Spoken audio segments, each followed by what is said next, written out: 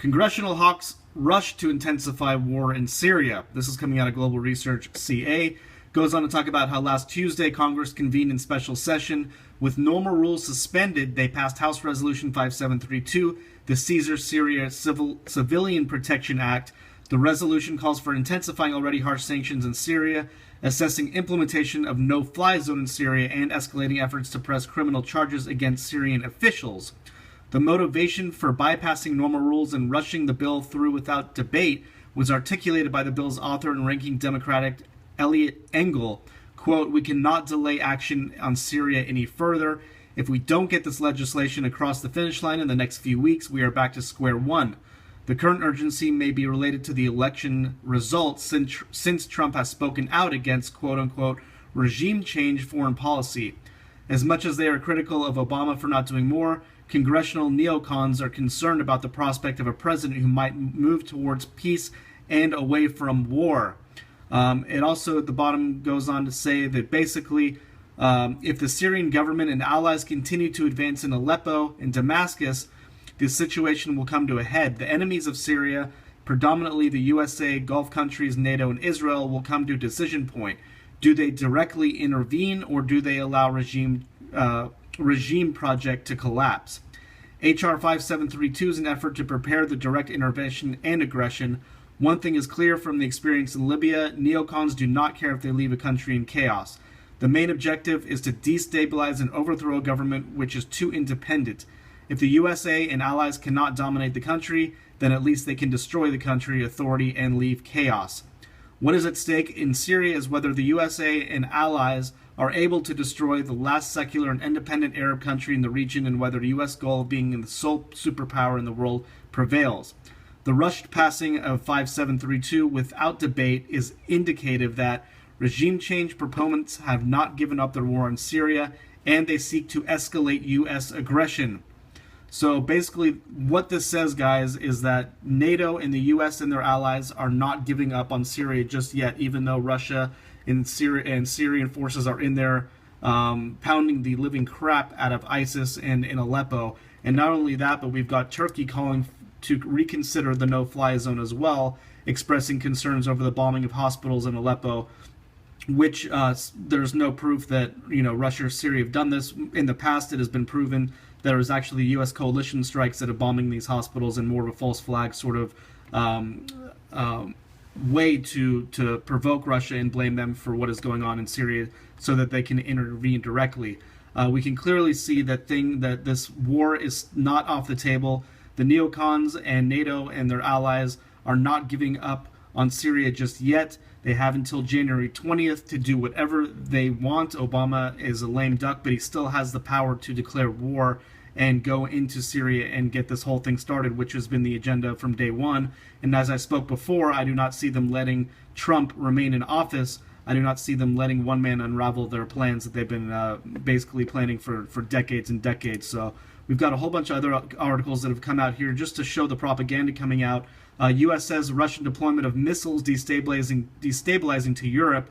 The Russia's deployment of its S-400 air missile defense system and ballistic Iskander missiles in the Russian enclave of Kaliningrad is, quote, destabilizing to European security, the U.S. State Department said on Monday in response to reports, citing the head of a defense committee in Russia's upper house of parliament. Russia has made threats to move its missiles to Kaliningrad for the past decade in response to a variety of developments in Europe, none of which demand such a military response, State Department spokesman John Kirby told reporters. Quote, we call on Russia to refrain from words or deeds that are inconsistent with the goal of promoting security and stability. Russia has come back, firing back. This is from Press TV, saying that Russia rejects U.S. criticism over Kaliningrad missile deployment. The Russian Defense Ministry has rejected U.S. criticism over its plans to deploy ballistic missiles along the country's borders, regions with Lithuania and Poland. Let's see, it says basically that following the U.S.'s remarks, Russian Defense Ministry spokesman Major General Igor Konashenkov said that this is in fact the U.S. who is endangering regional security by saturating Europe with arms and missiles. Quote, a real security threat today is posed not by Russia, but by Europe's saturation with armaments and servicemen of far from European origin. He also referred to the construction of U.S. missile facilities in Poland and Romania, and NATO's upcoming deployment of U.S. troops in Latvia, Lithuania, Estonia, and Poland, and future plans to deploy U.S. Marines to Russia's neighbor, Norway. One shouldn't be a rear admiral to understand a simple thing. All current threats to European security are consequences of the U.S. military policy implemented in the past 10 years.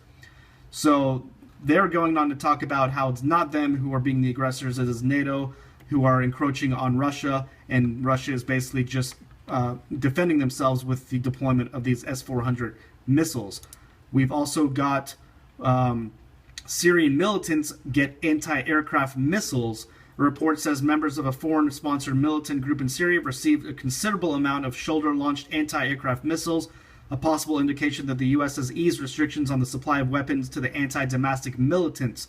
So obviously they're arming these guys through Qatar and Saudi Arabia. Barack Obama basically has overturned the ban on supply of missiles to extremist militants in Syria in the wake of Russian and Syrian forces' offensive to retake the militant-held eastern part of Aleppo. So they are losing Aleppo, they're losing Syria, so now they're basically grasping at straws. They're going to do everything in their power to arm these people and get into Syria and provoke Russia, possibly shoot down a Syrian or Russian fighter jet. So we are not out of the woods, guys.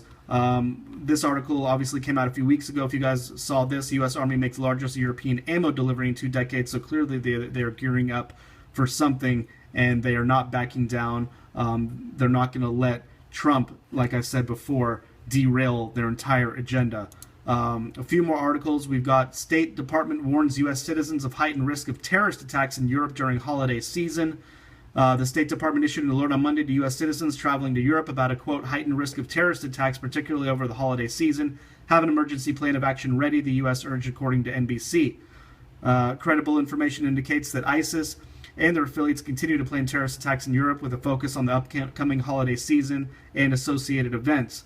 We've also got Ron Paul warning. This came out today from the Daily Caller. Ron Paul warns of false flags in the shadow government, basically saying that they could pull a false flag that could get Donald Trump into a foreign entanglement, and that the shadow government undermined President Obama's foreign policy, and that they're going to basically try to do the same thing with Trump and brainwash the crap out of him. We will see what happens with that.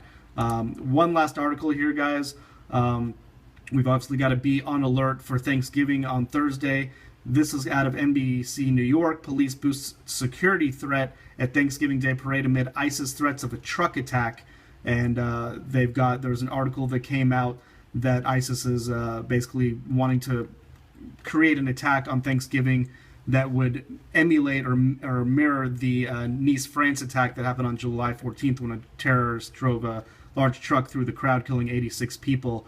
So New York is obviously ramping up for that. They've got a whole bunch of police officers and other officials who are monitoring this and getting ready in case of any sort of attack, which obviously would be a false flag attack. So that's all I got, guys. Clearly there's a lot more going on. We have to stay vigilant, keep our eyes open on this, because in my humble opinion, I think something very big is going to happen between now and January 20th, to where Obama is, going to basically declare some sort of state of emergency and possibly go to war with Russia finally, which has been on the table and which has been their agenda. They are not giving up on this, and we should not give up on keeping our eyes on this. So anyway, I will see you in my next video, guys. Thanks for watching. Take care and be safe.